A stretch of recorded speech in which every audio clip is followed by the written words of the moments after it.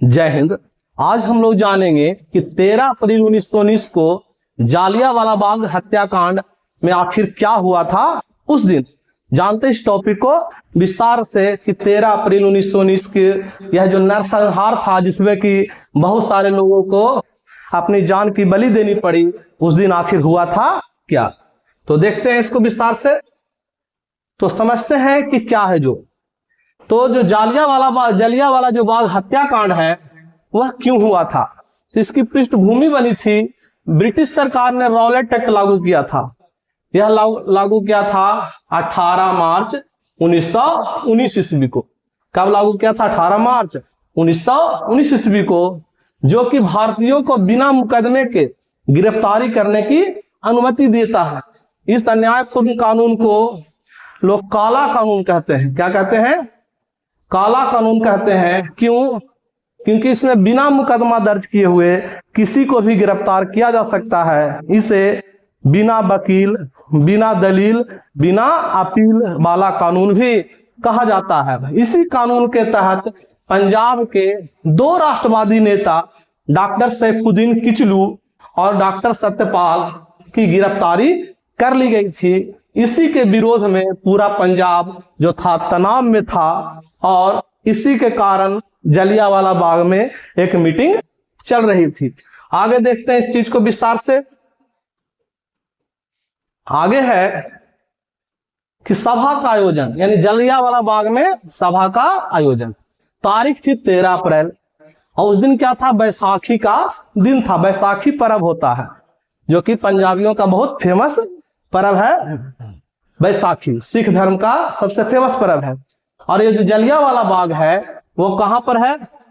तो जो अमृतसर का जो स्वर्ण टेम्पल है, यानी स्वर्ण मंदिर जो है अमृतसर पंजाब का, उससे कुछ ही दूरी पर है जालियांवाला बाग। उसमें क्या होता है? बैसाखी के दिन लोग बड़ी संख्या में जमा होते हैं और वहां पर एक मेला लगता है।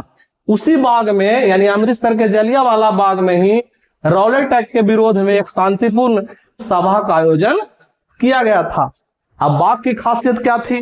बाग क्या था? जो चारों ओर से ऊंची ऊंची दीवारों से घिरा हुआ था। यानी बड़ा बाग था लेकिन चारों तरफ बाउंड्री किया हुआ था दीवार का, बहुत ऊंचा ऊंचा।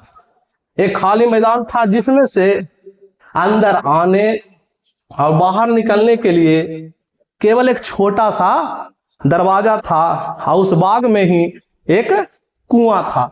यह था उस बाग की विशेषता। आगे देखते हैं नेक्स्ट क्या है। उसमें तकरीबन उस बाग में 15 से 20 हजार लोग जमा थे। कितने लोग थे? 15 से 20 हजार लोग जमा थे। उसी समय जनरल डायर का आदेश आता है। जनरल डायर का आदेश आता है, यानी ब्रिगेडियर जनरल रेजिनोल्ड डायर अपने सैनिक, जिनकी संख्या लगभग 40 थी, के साथ बाग में दाखिल होते हैं और उसने सैनिकों को एकमात्र निकास मार्ग, जो छोटा सा सरकरा सा दरवाजा था, उसको बंद करने का आदेश दे देते हैं।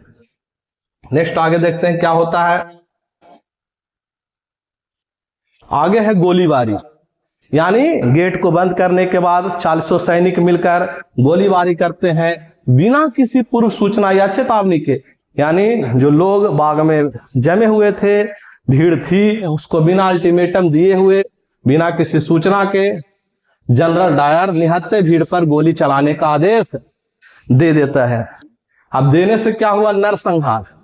सैनिकों ने लगभग 10 मिनट तक गोलीबारी जारी रखी, जिसमें कुल 1650 राउंड गोलियां चलाई गई। भीड़ भाग नहीं सकी क्योंकि बाहर निकलने का रास्ता बंद था और दीवारें काफी ऊंची थी। नेक्स्ट है मौतें और घायल। अब गोलियां चली, जान बचाने के लिए कुछ लोग बाग में मौजूद एकमात्र कुएं में कूद गए, जो जल्द ही लाशों से भर गया। सरकारी आंकड़े के अनुसार 379 लोगों की मौत हुई थी और 1200 से अधिक घायल हुए थे। हालांकि अन्य स्रोत में मृतकों की संख्या जो थी वह 1000 से भी अधिक बताई जाती है। यानी एक तरह से यह बहुत बड़ा नरसंहार था। आगे देखते हैं, जलियांवाला बाग हत्याकांड का जो मुख्य आरोपी था, मुख्य दोषी था, वह British brigadier general Reginald Dyer था। उसी के आदेश पर ब्रिटिश भारतीय सेना के सैनिकों ने अमृतसर के जलियांवाला बाग में शांतिपूर्वक इकट्ठा हुए निहत्थे भीड़ों पर अंधाधुंध गोलियां चलाई थी। और उस समय जो पंजाब के लेफ्टिनेंट गवर्नर थे वो माइकल ओ डायर थे, इसलिए उनको भी इस नरसंहार का मुख्य योजनाकार और जिम्मेदार माना जाता है, जिनकी हत्या का बदला यानी इस नरसंहार का बदला शहीद उधम सिंह ने 1940 ईस्वी में लंदन में लिया था। यानी लंदन में Udham Singh Michael O Dyer को गोली से मार देते हैं। आगे देखते हैं,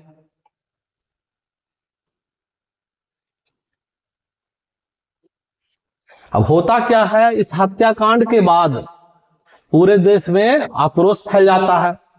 तो जो नोबेल पुरस्कार विजेता रविन्द्रनाथ टैगोर हैं, उन्होंने इस विरोध में अपने नाइटहुड सर की उपाधि को त्याग कर देते हैं और महात्मा गांधी इसके विरोध में असहयोग आंदोलन शुरू करने का निर्णय लेते हैं और जो ब्रिटिश सरकार है वो हंटर आयोग का गठन करती है।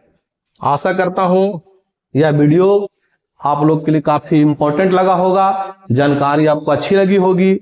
इस वीडियो में इतना ही, मिलते हैं अगले वीडियो में, तब तक के लिए जय हिंद जय भारत।